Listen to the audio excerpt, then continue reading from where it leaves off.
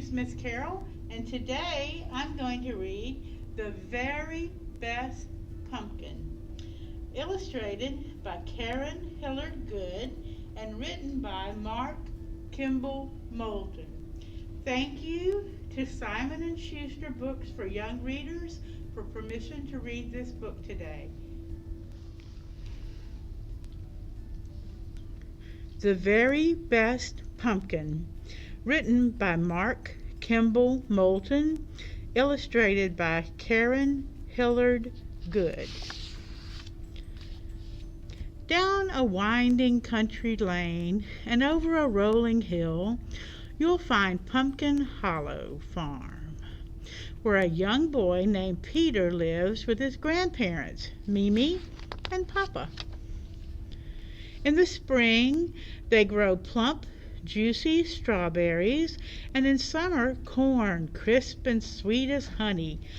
But it's in the fall that Mimi and Papa's farm produces the most wonderful crop of all. Pumpkins. Big pumpkins, small pumpkins, short pumpkins, tall pumpkins. They grow pumpkins of every shape and size. One summer, not so long ago, as Peter was tending his pumpkins, he spotted a long curly-Q vine he hadn't noticed before. It twisted and traveled all the way beyond the far edge of the field.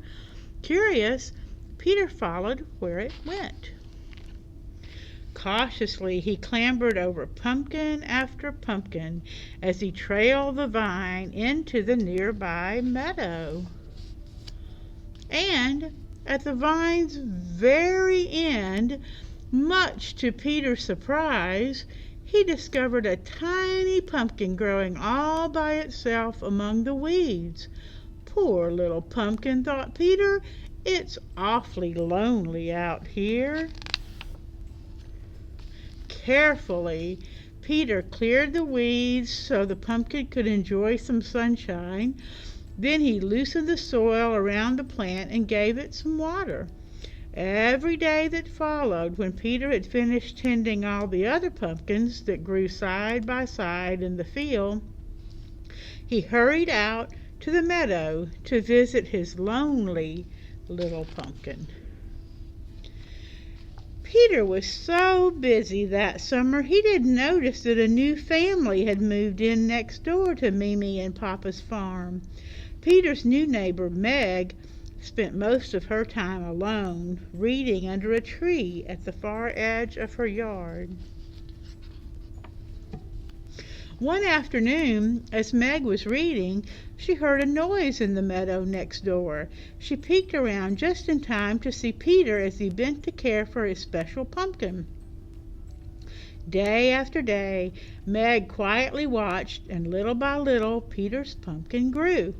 It grew larger and larger and rounder and plumper, and began to change color from pale yellow to dark green and finally to a deep, rich orange red that glowed in the late summer sun.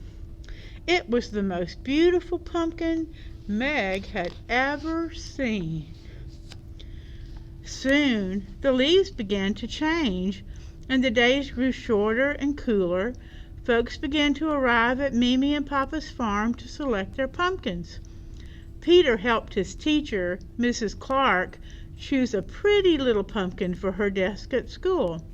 Peter proudly showed Officer Bailey a big pumpkin in the middle of the field. It would look dandy on the steps of the police station in town. Miss Jane, the librarian, thanked Peter after he helped her pick just the right pumpkin for her award-winning pies. Peter helped pumpkin after pumpkin find a good home, but he was saving one pumpkin, his special pumpkin, the best pumpkin of all. Late one afternoon, Meg and her parents came by the farm to pick their pumpkins. Peter watched as Meg stepped gingerly into the field and began to search.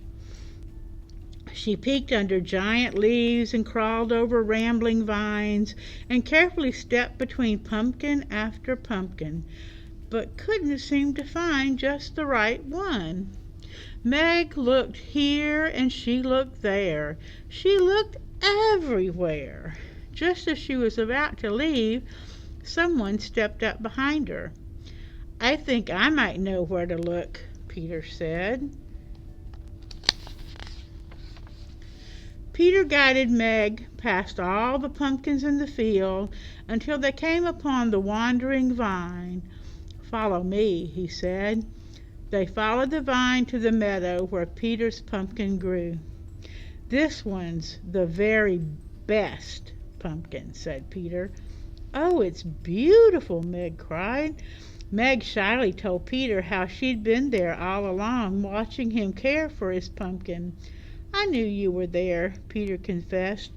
"That's why I'd like you to have it." Together Meg and Peter carried their special pumpkin across the field to show Meg's parents.